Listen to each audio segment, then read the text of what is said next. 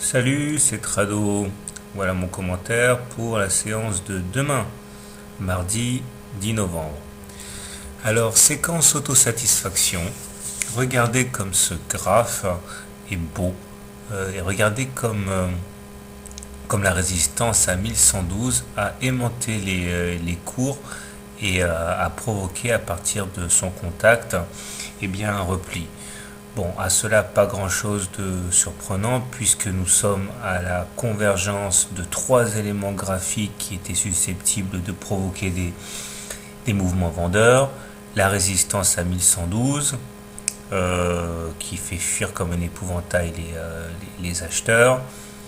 Le haut du canal rose qui était déjà dans le viseur des boules il y a sans doute plus d'une semaine. Et puis la fourchette la médiane de la fourchette d'Andrews grise qui a également été percutée une fois de plus. Alors, comme je ne suis pas d'un naturel excessivement optimiste, j'ai déjà commencé à tracer des repères pour les retracements de Fibonacci. On voit que on peut décemment atteindre le gold sur le niveau de retracement de 23,6% vers 1091. Bon, c'est pas pour ça que ça va le faire, mais au moins ça permet de cadrer l'évolution. Si on devait retracer plus, il n'y a qu'à suivre les retracements de Fibonacci. 38% ça fait 1079, etc., etc.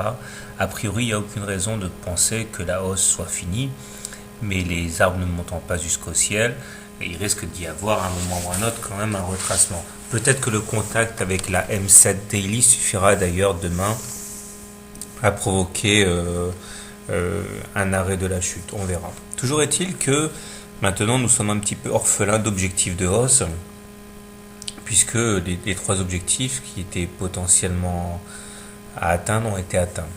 Alors, juste pour mémoire, un coup d'œil sur les indicateurs. Le stochastique plafonne dans sa zone de surachat. Le momentum toujours croît. Le MACD est également très bien orienté.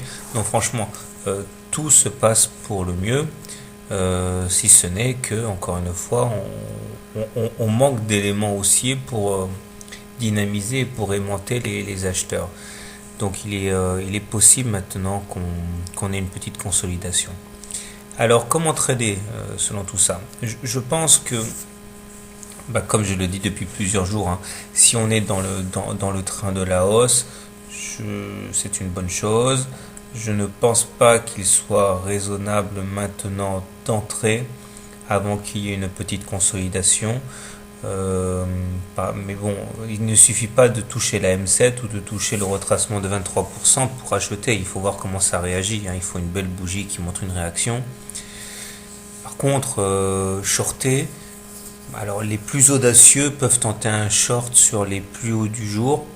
Il s'agit quand même d'essayer de shorter le plus près possible la résistance à 1112 pour avoir un stop loss vers 1113. Question de limiter quand même les risques, parce que shorter maintenant c'est clairement shorter contre tendance, il faut le savoir. Donc le stop loss est de rigueur.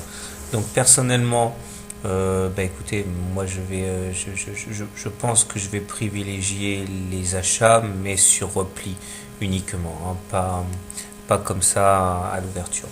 Voilà, très bien, bonne journée, bon trade, à demain.